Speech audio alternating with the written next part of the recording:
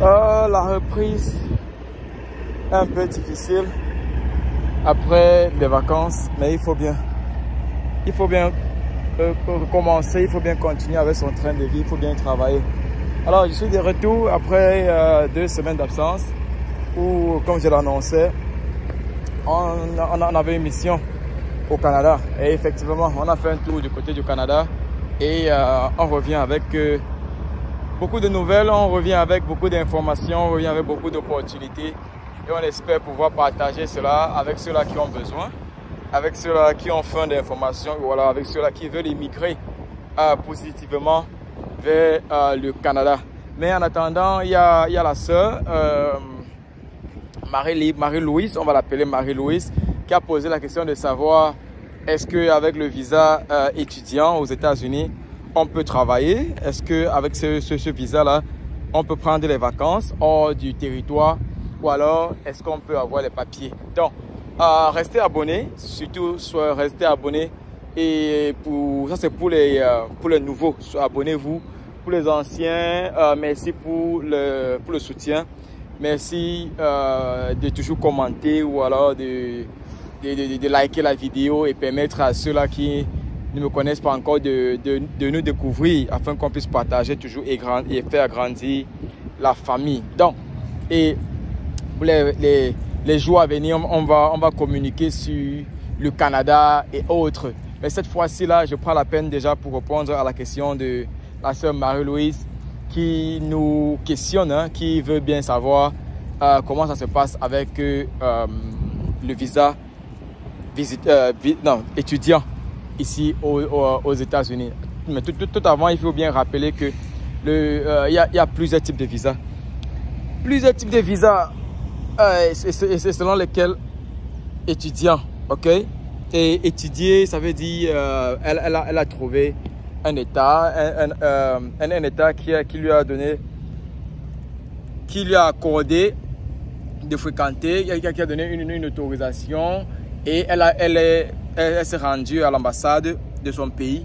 Elle a eu le visa. Maintenant, une fois ayant eu ce visa, étant à l'école, il y a les vacances. Est-ce que tu es obligé de rester là et ne pas sortir, te balader ou quoi que ce soit? Non. Tant que tu es en règle, tant que tu n'as pas enfreint ton visa, tant que tu vas toujours à l'école, oui, tu peux sortir, rentrer. Ton passeport est à jour, ton visa est courant pour la période de tes études. Ok, c'est l'école qui renouvelle tout cela. Est-ce que tu peux travailler? Oui. En fonction de l'État, en fonction de l'école, le minimum ici aux États-Unis, dans la majorité des écoles, le minimum, la majorité des écoles te permet de travailler 20 heures dans le campus. Et après un moment, lorsqu'ils se rendent compte que tu es assidu dans tes études et que tu es là, tu fais ce que tu es supposé faire, ils peuvent étendre 16 heures de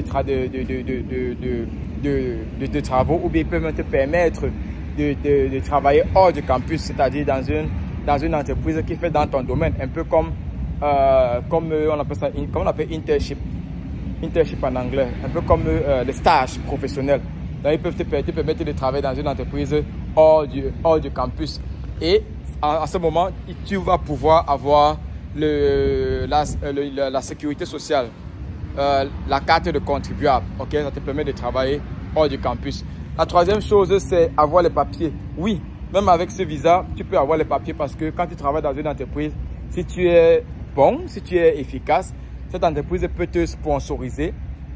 Après tes études, dès que tu as ton diplôme, cette entreprise peut te sponsoriser et que tu aies les papiers. Si ce n'est pas l'entreprise, carrément, si tu trouves un partenaire ou une partenaire, tu peux décider de te marier carrément. Ou alors, ce n'est pas parce que tu as le visa étudiant que tu ne peux pas jouer à la loterie américaine. Ça n'a rien à voir. C'est deux choses différentes.